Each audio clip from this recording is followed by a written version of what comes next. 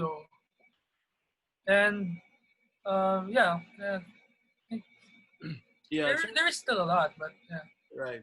And then when did the you had a band, right? Or you have the band Mean J. So when did the Mean J started? It started around 2014. Mm. Um, I really wanted to have a band of my own because um, the only playing time I could get is every Sundays. Uh, but I want to like, play regularly, Mm. and I want to play at different bars too. So I kind of started I think on my own. Found a couple of people and just um, uh, practiced together and kind of snowballed from there. And um, at first, we were only playing cover songs. Like we were playing Voodoo Child, like Mm. every gig Voodoo Child, like, an 8 minute Voodoo Child. That yeah, you can't play Voodoo Child if you're just gonna play it like in less than 5 minutes. Yeah, and I think we kind of got recognition uh, from being the band who plays old songs. Right. Yeah, and like after that, um, we played a few prod gigs. We opened for Razor back then. Mm. Yeah, that was a really surreal experience. Like we were only a few months in, and we got the opportunity to open for Razor back at 19 East. Yeah. Yeah, And then I heard and the story that you joined a competition and you actually went abroad to yeah, represent Philippines, right? yeah. That was the Philippine Blues competition. Yeah, and we we joined. When we joined, we didn't really know how far we could get. We just wanna experience the whole thing. Yeah, participating, meeting um, other bands, learn from them, and we didn't really expect that we'd reach the finals. And Right. uh, we were uh, the youngest band ever to reach the finals in the Philippine Youth competition at that time, because Mm. I was only 15. I just turned 15 at that time, and my bandmates Zach and Carissa were in their late teens. I think Carissa was like 19, Zach was 18 or Mm. 17, and around that time. No, no, not all of us were under 20, so like it was kind of unexpected as well. And even though we placed fourth, we were chosen to represent the Philippines in the youth showcase at the same event happening in Memphis. Mm. So it's the International Blues Challenge.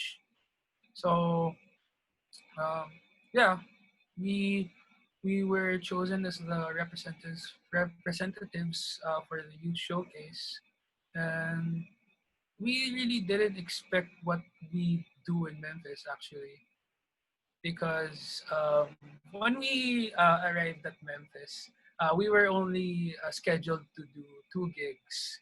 That was the actual youth showcase and the the show organized by the Philippine Blue Society, where the Philippine representatives um, would do a showcase. So we were there with the Brat Pack Mm. and Glass Cherry Breakers.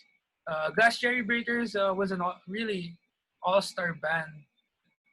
They were a really they were really booming because they had Louis Talan, they had Mm. Megan Aguilar, um, they had Sammy Asuncion, and they had Boyet Aquino. And yeah, it was really they were really intimidating, but they were really nice. Yeah. So again, so we were originally scheduled to do two gigs, right? But in the span of I think 3 4 days, we ended up with 9 gigs. Wow. Yeah, yeah. It was kind of a journey too because right after we got off the plane, we went to our hotel and um, went uh, went to Beale Street right after uh, to meet up with the other Filipino contingents. Right. And I was looking up for open jams around that span. It was at around the festival. It was around January, and I found a few bars, few few spots where we could open jam. So we went directly to the Purple Haze bar. So, and it was kind of a dream come true because we played Purple Haze at the Purple Haze. Yeah, and gigs, and after that, like people saw us. People were starting to take notice. People were booking us. Right. There are some people who are actually calling our hotel to know what our plan is, or to get a hold of us so they could book us. So yeah, so we ended up with 9 gigs in 4 days. Yeah, So it was a really tiring experience, but it was really fun. yeah, but it's a good, very good experience, right? So Yeah, so those days when you're playing blues and you're playing with like all the, because typically the blues artists are all the artists in the Philippines, right? yeah. Yeah. So how about your friends in school? What do they say? You're playing this type of music?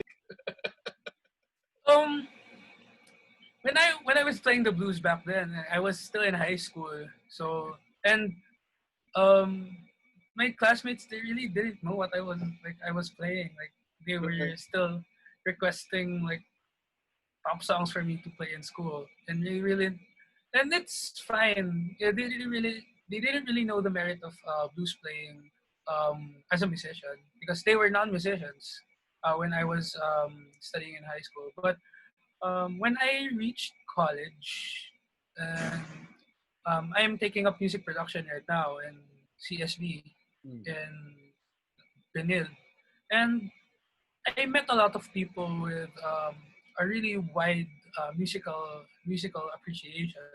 So in playing the blues, they saw the merits of playing the blues, and uh, I loved that they respected it.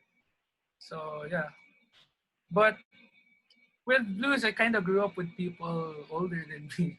Yeah. Yeah, yeah. Most of my friends are already in their 30s. So Yeah, but it's good that keeping alive that type of music, because a lot of people don't listen to that anymore, right? Because of all the new stuff. yeah. But so Joko, when did you